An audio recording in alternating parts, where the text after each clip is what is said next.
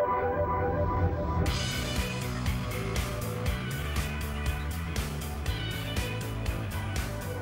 nous sommes le lundi 19 mars, 18h30. On fait le point sur l'actualité avec au sommaire ce soir la situation intenable des éducateurs du foyer de l'enfance du Mans.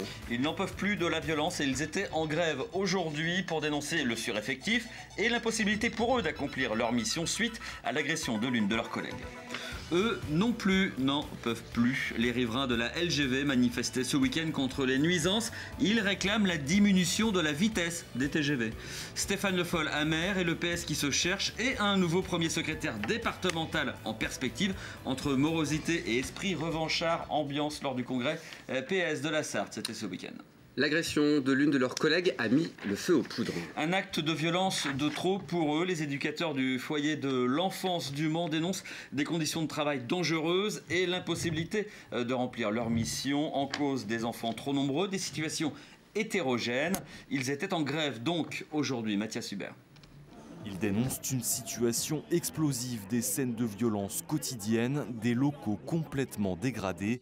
Le personnel du foyer de l'enfance du Mans est à bout, à tel point qu'une de ses éducatrices accepte de témoigner à visage découvert. Ce sont des enfants qui ont des grosses difficultés familiales, qui arrivent en état de souffrance. Sauf qu'ici, c'est un ghetto. On réunit tous les enfants qui sont en état de souffrance avec différentes pathologies qui se rencontrent. Donc c'est forcément explosif.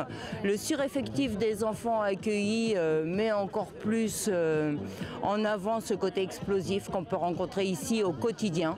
Donc ce sont au minima des insultes et au quotidien des coups, des agressions entre eux ou très souvent aussi envers le personnel. C'est pas simple d'être aujourd'hui devant un micro et de dénoncer toutes ces choses-là, mais c'est encore bien moins simple de cautionner ce qui se passe à l'intérieur. Cette mère de famille témoigne, son fils de 12 ans a vécu un enfer dans ce foyer. On l'a incité à boire, à fumer.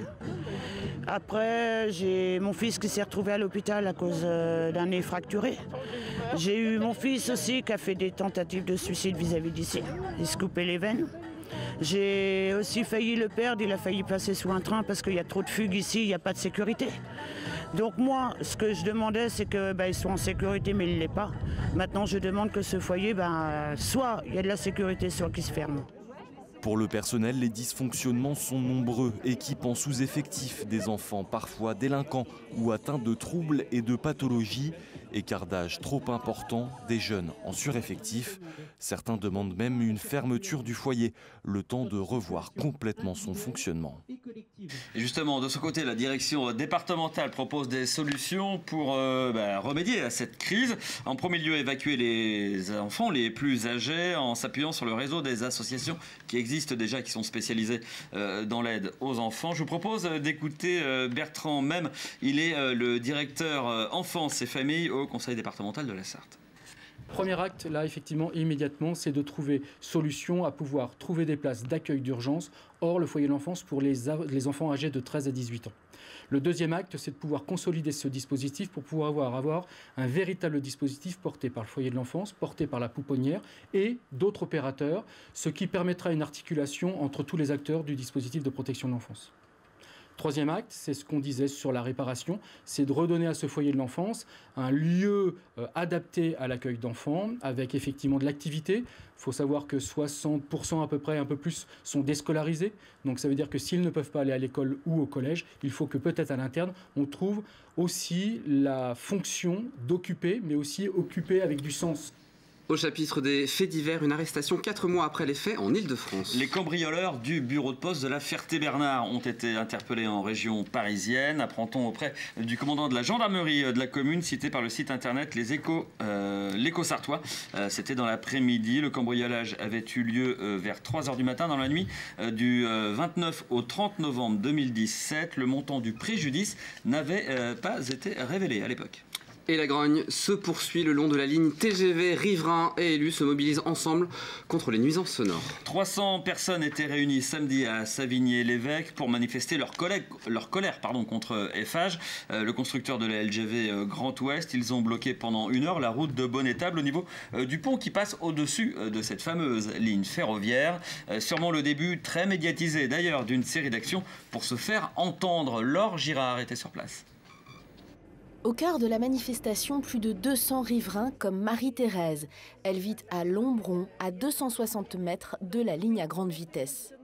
Ça veut dire du bruit et encore du bruit. Et alors un saccage de l'environnement, du paysage. Et on nous avait promis un bruit comparable à une machine à laver. Et bon, on a l'impression que c'est un avion à réaction.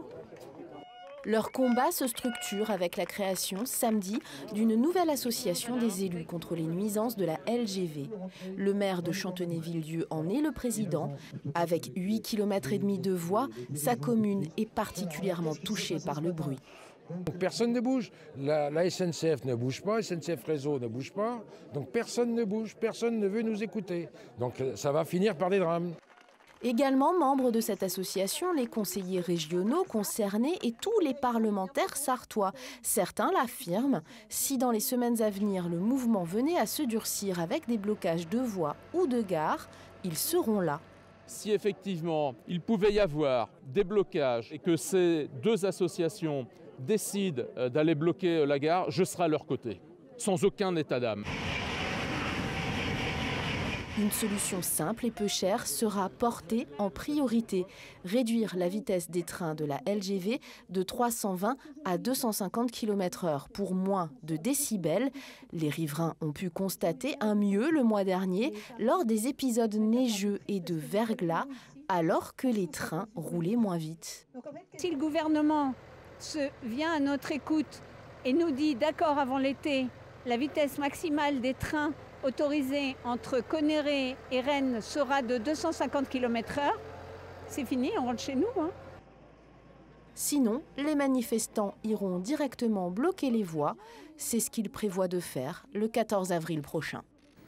La reconquête, ils n'avaient que ce mot à la bouche, les militants élus du Parti socialiste sarthois, ce samedi lors du congrès de la Fédération. Et oui, au lendemain de la défaite nationale de Stéphane Le Foll dans la course à la présidence du PS, l'heure est au bilan avec un sentiment amer vis-à-vis de Solferino et de logique d'appareil. Dans notre département, 9 militants sur 10 avaient voté pour la motion présentée par le député sarthois. Mais Stéphane Le Foll lui-même en convient, la partie s'annonçait plus que difficile. Laure Gérard. Le paradoxe de ma candidature, c'est que j'avais plus, peut-être que les autres, encore envie de me tourner vers l'avenir. Et j'ai été ramené au passé. Stéphane Le Foll ne le cache pas. Il voulait Solferino et cette défaite a un goût amer. Pour lui, ces élections internes ont pris les traits d'un jeu de dupes. La candidature d'Olivier Faure a été proposée par l'appareil. C'est logiquement lui qui en a bénéficié. Je me suis heurté, je l'ai vu par exemple en Loire-Atlantique, vraiment à un mur.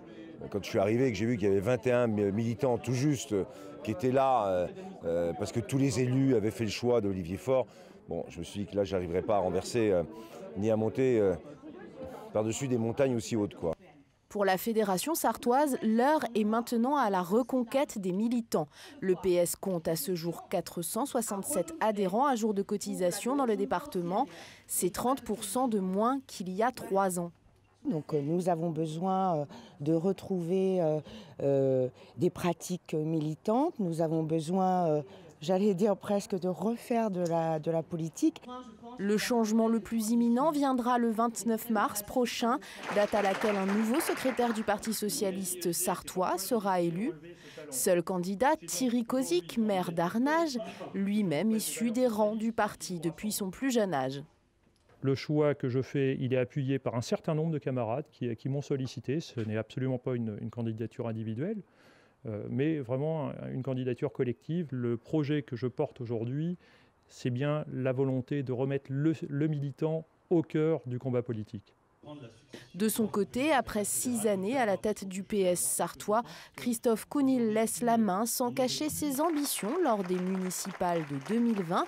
Mais il est encore trop tôt pour annoncer une candidature ferme. Quant au député Stéphane Le Foll, il se laisse lui aussi le temps de la réflexion. Et on termine ce journal avec des images de combattants en culotte courte. Et oui, plus de 150 escrimeurs jeunes, donc de moins de 15 ans, se sont rencontrés ce week-end à la Quinte pour le challenge des 2 sabres.